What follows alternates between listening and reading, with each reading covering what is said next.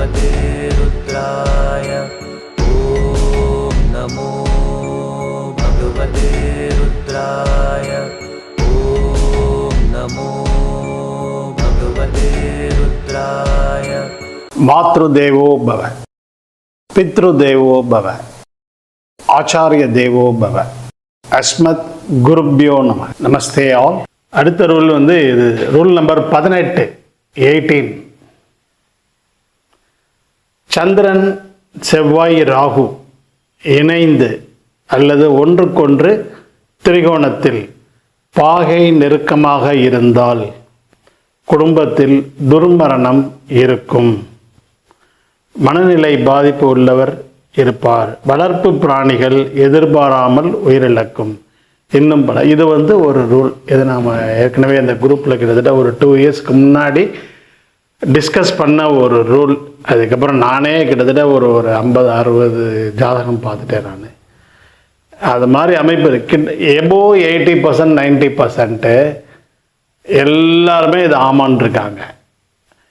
துர்மரணம் அப்படிங்கிறது ஒன்று ஆக்சிடெண்ட்டில் போகிறது, இல்லை சூசைடு, இல்லாட்டி யங் ஏஜில் இறந்து போகிறது. இது 3 ஒன்று. நார்மலாக நேச்சுரலாக நடக்கிற டெத்தெல்லாம் நான் சொல்லலை. இது வந்து துர்மரணம், அன்நேச்சுரல் டெத்து. நிறைய உதாரண ஜாதகங்கள் நான் இந்த ரூல் டிஸ்கஸ் பண்ணதுக்கு அப்புறமே கிட்டத்தட்ட ஒரு 50-60 ஜாதகங்கள் நான் பார்த்துட்டேன். நான் கேட்டவங்க அத்தனை பேர் எபோ 80-90%. ஒரு 10-20% என்ன சொன்னாங்கன்னா அப்போல்லாம் எதுவுமே இல்லை அப்படின்னு சொல்லிட்டு வீட்டுக்கு போயிட்டு அங்கே இருக்கிறவங்கள்டெல்லாம் பேசிட்டு அப்புறமா ஃபோன் பண்ணி நீங்கள் சொன்னது கரெக்டு தான். இது எப்படின்னா ஃபேமிலியில் அப்படின்னா இவங்க ஃபேமிலியில் பெருசாக அஃபெக்ட் ஆகாது, இவங்க ஃபேமிலி இருக்காது.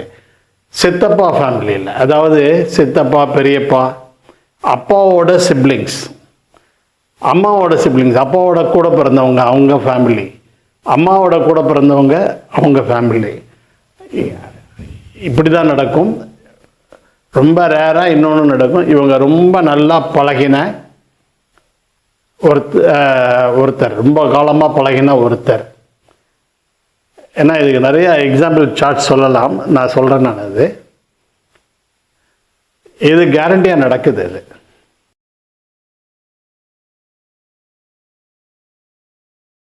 சந்திரன் செவ்வாய் ராகு. இதில் ஒன்றே என்னென்னா, இப்போ நான் ஒரு உதாரண ஜாதகம் சொல்கிறேன் பாருங்கள். இது வந்து ஃபீமேல் 19/1/1995 காலையில் 9:18 கும்பலக்னம். கும்பலக்னம் 7ல் சந்திரன் செவ்வாய், 7ல் சந்திரன் செவ்வாய். அடுத்து கன்னியில் எதுவுமே கிடையாது, ராகு மட்டும்தான் இருக்குது துலாமில். இந்த ராகு இந்த சந்திரன் செவ்வாயை நோக்கி தான் போகுது. இப்படி இருக்கணும். ஒரே வீட்டில் 3 சேர்ந்து இருந்தால் எஃபெக்ட் ரொம்ப ஜாஸ்தியாகவே இருக்கும். அடுத்தடுத்த வீட்டில் இருந்தாலும் நடுவில் வேறு எந்த கிரகமும் இருக்கக்கூடாது. ஒரே ஒரு இது என்னென்னா, சந்திரன் செவ்வாய் இந்த ராகு கேதுவோட சென்டர் ஆக்சிஸில் சந்திரன் செவ்வாய் இருக்கலாம். ராகு ஒரு வீட்டில் இருக்குது, கேது ஒரு வீட்டில் இருக்குது. ரெண்டுக்கும் மைய அச்சில் சென்டர் ஆக்சிஸில் இந்த சந்திரன் செவ்வாய் இருக்கலாம். இதுக்கு நடுவில் வேறு எந்த கிரகம் வேணால் இருந்துக்கலாம். சென்டர் ஆக்சிஸில் இருக்கிற சந்திரன் செவ்வாய், ராகுக்கு இதோட சென்டர் ஆக்சிஸில் இருக்கிற சந்திரன் செவ்வாய் பாதிக்கப்படுது. ஒரே வீட்டில் இருக்கிற சந்திரன் செவ்வாய் ராகு பாதிக்கப்படுது. அடுத்தடுத்த வீட்டில் இருந்தாலும், இப்போ நான் சொன்ன இந்த உதாரண ஜாதகம் சந்திரன் செவ்வாய் சிம்மத்தில், கண்ணியில் எதுவும் கிடையாது, ராகு வந்து துலாமில். இது மாதிரி இருந்தாலும் பாதிக்கப்படுது. ஸோ இவங்க என்ன சொன்னாங்க அப்படின்னா, இவங்க அம்மா ஷே லாஸ்ட் ஹர் ஹஸ்பண்ட் ஒன்று. அதுக்கு வந்து பணம் வாங்கிறதுக்காக, அந்த இன்சூரன்ஸ் பணம் இதெல்லாம் வாங்கிறதுக்காக அவங்க சித்தப்பாவும் இன்னொரு சித்தியோட ஹஸ்பண்டும், 2 சித்தப்பாவும் 2 வீலரில் போயிருக்காங்க. ஏத்தாப்பில் வந்த பஸ் அடித்து அவங்களும் போயிட்டாங்க. கிட்டத்தட்ட 3 பேருமே மரணம் அவங்க வீட்டில். இவங்க அம்மா, அவங்களோட 2 சிஸ்டர்ஸ் எல்லாருமே they lost their husbands. So இது வந்து ஒரு உதாரணம், இது ஒரு ஜாதகம். இது மாதிரி நிறைய இன்னொரு உதாரண ஜாதகம் சொல்லலாம். இது ஒரு மேல் ஜாதகம். மேல் ஜாதகம் 2/6/1990 காலையில் 9:45. இவர் கடக லக்னம். கடக லக்னம். சந்திரன் கன்னியில் 8.41. சந்திரன் கன்னியில் 8.41. செவ்வாய் 7.39 மீனத்தில். ராகு மகரத்தில் 16:41. கேது கடகத்தில் 16:41. இவருக்கு என்ன அப்படின்னா, இவர் ஃபேமிலியில் ஏற்கனவே ஒரு 3-4 டெத்து நடந்திருக்கு. இதை பற்றி நான் ஏற்கனவே நிறைய தடவை அவர்கிட்ட நாங்கள் டிஸ்கஸ் பண்ணியிருக்கோம். கிட்டத்தட்ட 2020 தொடர்ந்து வந்துட்டு இருக்காரு. அவர்கிட்ட நாங்கள் இதை பற்றி ஏற்கனவே டிஸ்கஸ் பண்ணியிருக்கோம். அப்போ லாஸ்ட் டைம் ஒரு தடவை பேசும்போது, இப்போ சமீபத்தில் இது மாதிரி டெத்து ஒன்று நடக்கிறதுக்கு வாய்ப்பு இருக்குது அப்படின்னு சொல்லியிருந்தேன். இவர் பிஸ்னஸ் பண்ணிகிட்ருக்காரு. ஐடியில் தான் இருக்கார், பிஸ்னஸ் பண்ணிகிட்ருக்காரு. இவருடைய பார்ட்னர் ஒருத்தர் யூஎஸில் இருக்கார். அந்த பீரியடில் நான் கிட்டத்தட்ட ஒரு 3 months பீரியடு சொல்லியிருந்தேன். இதுக்கு அநேகமாக அவருமே இதை பார்த்துட்ருப்பார். அந்த 3 months பீரியடில் சென்னை யூஎஸில் இருந்த ஒரு பார்ட்னர் ஒருத்தர் கமிட்டட் சூசைடு. இந்த அமைப்பு இருக்கும்போது கண்டிப்பாக அது தொந்தரவோ பண்ணுது. They come across many unnatural death. இவங்களையோ இவங்க தனிப்பட்ட ஃபேமிலியையோ பாதிக்காது. ரொம்ப ஒரு லேடி என்ன சொன்னாங்கன்னா, எங்கள் ஃபேமிலியில் முன்னாடி நடந்தது இப்போல்லாம் எதுவும் நடக்கலை. எங்கள் நெய்பர் ஒருத்தங்க எங்களோட ரொம்ப க்ளோஸாக பழகினாங்க. எங்கள் வீட்டுக்கு வந்தாங்க, தண்ணி கேட்டு நாங்கள் கொண்டு வரதுக்குள்ளேயும் ஊஞ்சலில் படுத்து அப்படியே அவங்க இறந்து போயிட்டாங்க. இன்றைக்கி வரைக்கும் எங்களுக்கு அது ரொம்ப ஷாக்காக இருக்குது. அவங்க வீட்டிலலாம் இல்லை, நேராக எங்கள் வீட்டுக்கு வந்தாங்க, அப்படியே ஊஞ்சலில் படுத்து அப்படியே அவங்க இறந்துட்டாங்க அப்படின்னாங்க.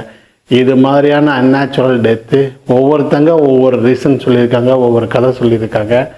அந்த 2015 ஃப்ளட்டில் ஒருத்தர் அவங்க ஃபாதர் எக்ஸ்பயர்டு. அவர் போயிட்டே இருக்கும்போது டிச்சுக்குள்ளே விழுந்துட்டார்.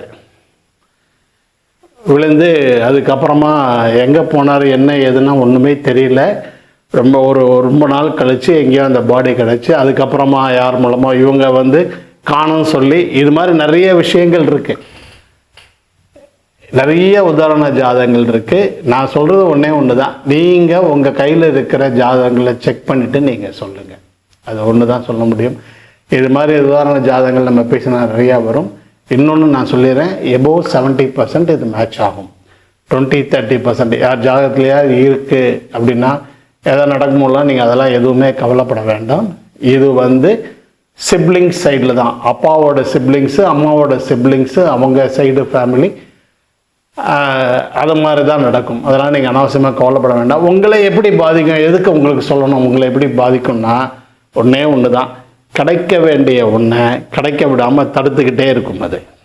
அது சரியான வேலையாக இருக்கலாம், இல்லை அந்த வேலைக்கு உண்டான இன்கமாக இருக்கலாம், இல்லை திருமணம், இல்லை சைல்டு பர்த். இந்த 4க்குள்ளே ஒன்று. இந்த வேறு எதுவுமே கிடையாது. ஒன்று வேலை, இல்லை வேலை கிடைச்சது ஒரு சரியான இன்கம் இல்லாமல் இருக்கிறது, இல்லை மேரேஜ் இல்லாமல் இருக்கிறது, இல்லை சைல்டு பர்த். மோஸ்ட்லி எனக்கு தெரிஞ்சு சைல்டு பர்த்தும் சரியான வருமானம் இல்லாதது தான் ரொம்ப ஜாஸ்தியாக நான் பார்த்துருக்கேன். இதுதான் அவங்களுக்கு தொந்தரவாக இருக்குது. இதுதான் இவங்களை பர்சனலாக பாதிக்கும். இதை தாண்டி இவங்க ஃபேமிலியில் எதாவது நடக்குமானா அதெல்லாம் எதுவுமே நடக்காது. சுற்றி சித்தி, பெரியம்மா, பெரியப்பா, நான் கேட்ட வரைக்கும் எல்லாருமே சொன்னது ஆமாம் இது நடந்திருக்கு. நான் அந்த ஏஜுக்கு தகுந்த மாதிரி நானே சொல்வேன். அட்லீஸ்ட் ஒரு 4 இருக்கும், ஒரு 5 இருக்கும் அப்படிங்கிறத நான் சொல்வேன். நான் பீரியாடிக்கலாக அது அடிக்கடி இது பாப்பப் ஆகும். அந்த ஒரு சம்பவம் நடக்கும், இவங்களுக்கு அந்த ஒரு பாதிப்பு கொஞ்ச நாளைக்கு இருக்கும், அப்புறம் போகும். ஸோ இந்த சந்திரன், செவ்வாய், ராகு, கேது இது தொடர்பில் இருக்கும்போது இந்த பாதிப்பு இருக்கான்னா கண்டிப்பாக இருக்குது. ஓகே, அதுக்கு பரிகாரம்லாம் நம்ம இப்போ பெருசாக நான் ஒரே ஒரு 2 பரிகாரம் வேணால் இதில் சொல்கிறேன். நான் ஒன்று, ராமேஸ்வரம் போகலாம், அக்னி தீர்த்தத்தில் குளிச்சுட்டு. நான் எல்லாருக்கும் சொல்கிறது இது, ராமேஸ்வரம் போகலாம், ராமநாத சுவாமியை பார்த்துட்டு அந்த 22 கிணத்துலையும் குளிச்சுட்டு ராமநாத சுவாமியை பார்த்துட்டு வர்றது ரொம்ப ரொம்ப சிறப்பு. இது ஒரு பரிகாரம். ரெண்டாவது, பசுமாட்டுக்கு ஆகாரம் கொடுக்கறது. இது வந்து எந்த விதத்துலையும் சொல்லலாம். மெயினாக புக்கிலலாம் இதை சொல்கிறது வந்து பித்ருதோஷம். பித்ருதோஷம் தான் இது. அது கண்டினியூ ஆகுது. ஒருத்தருக்கு பித்ருதோஷம் இருந்து எந்த பரிகாரமும் செய்யாமல் இருக்கும்போது அவங்களுடைய குழந்தைங்க ஜாதகத்தில் இது கண்டிப்பாக இருக்கும். இது நான் நிறைய இடத்துல பார்த்துருக்கேன். ஒருத்தர் குழந்தைங்க ஜாதகத்தில் இல்லைன்னா இவரை அறியாமல் இவர் பரிகாரம் பண்ணியிருப்பார். நான் சொல்கிற இன்னொரு பரிகாரம் பசுமாட்டுக்கு ஆகாரம் கொடுக்கறது. ஒருத்தங்க என்ன சொன்னாங்கன்னா, இது வரைக்கும் நாங்கள் அது மாதிரிலாம் எதுவுமே பண்ணதில்லை, எந்த ஒரு ராமேஸ்வரம் அங்கங்கள்லாம் எங்கேயுமே போனதில்லை. ஆனால் அவருக்கு ஒன்று இந்த பசுமாடை வந்து லாரியில் ஏற்றிட்டு ஸ்லாட்டர் ஹவுஸுக்கு போவாங்க. அதெல்லாம் துரத்தி போய் அதை பிளாக் பண்ணி பிடிச்சி அந்த பசுமாட்டை பூரா ரெக்கவர் பண்ணி அவங்க பணத்தை கொடுத்து இவர் பர்ச்சேஸ் பண்ணி அந்த பசுமாட்டு, அதில் வருமானம்லாம் ஒன்றுமே கிடையாது, பால்லாம் எதுவுமே கிடையாது. இருந்தாலும் அந்த பசுமாட்டை கொண்டு வந்து ஒரு கோசாலையில் வச்சு அதுக்கு தீவனம்லாம் கொடுத்து நேச்சுரல் டெத்துக்கு, அதுக்கப்புறமும் அது வந்து எப்படி முறைப்படி அதை புதைக்கணுமோ அதெல்லாம் பண்ணி ஸ்லாட்டர் ஹவுஸ் கொண்டு போகிறத தடுப்பார். கேரளாவுக்குலாம் போகும், லாரியில் ஏற்றி போகும். இது மாதிரி இவருடைய வேலையை அதை போய் பிளாக் பண்ணி கொண்டு வர்றது தான். அவருடைய குழந்தைங்க இவருடைய ஜாதத்தில் எந்த அளவுக்கு ஸ்ட்ராங்காக இருக்கோ அவங்க குழந்தைங்க ஜாதத்தில் அதெல்லாம் எதுவுமே இல்லை. இதுவே ஆட்டோமேட்டிக்காக அது இல்லாமல் போயிடும். இது எப்போவுமே ஒரு பண்ணக்கூடியவர். அதுக்கப்புறமா திருமணம் பண்ணியிருக்காரு. திருமணத்துக்கு அப்புறம் அந்த தோஷம்லாம் சுத்தமாக இல்லை. ஸோ எந்த ஒரு பரிகாரம் பண்ணாதீங்க. பேரண்ட்ஸ் ஜாதகத்தில் இது இருந்ததுன்னா நீங்கள் கண்டிப்பாக நீங்கள் எடுத்து பாருங்கள், குழந்தைங்க ஜாதகத்தில் அது இருக்கும். அந்த பரிகாரம் அந்த ஒரு தோஷம் தொடருதுன்னு அர்த்தம். ஒன்றுமே முடியலையா, டெய்லி காக்காக்கு சாதம் வச்சா கூட போதும். அதுவும் ஒரு பித்ரு வழிபாடு தான். அது என்ன முடியுமோ சிம்பிளாக பண்ணலாம். இந்த ஹார்ட்னஸ்லேருந்து வெளில வரலாம். இந்த கிரக சேர்க்கைக்கு தோஷம் இருக்கான்னா கண்டிப்பாக இருக்குது. நீங்கள் செக் பண்ணி பார்த்துட்டு நீங்கள் சொல்லுங்கள். இந்த கிரக சேர்க்கைக்கு கண்டிப்பாக பிரச்சனை இருக்குது. எங்கிட்ட நிறைய ஜாதகங்கள் இருக்குது. நான் மாறி ஒன்றா சொன்னேன்னா அதுக்கு சம்மந்தப்பட்ட சம்பவங்களை சொல்கிற மாதிரி இருக்கும். அது இன்னும் ரொம்ப வேதனையாக இருக்கும். அதெல்லாம் நான் சொல்லலை. ஒரு 2 மட்டும்தான் நான் சொல்லியிருக்கேன். ஓகே, நன்றி, வணக்கம். ஓம் நமோ பகவதே ருத்ராய. ஓம் நமோ பகவதே ருத்ராய. ஓம் நமோ பகவதே ருத்ராய. ஓம் நமோ பகவதே ருத்ராய.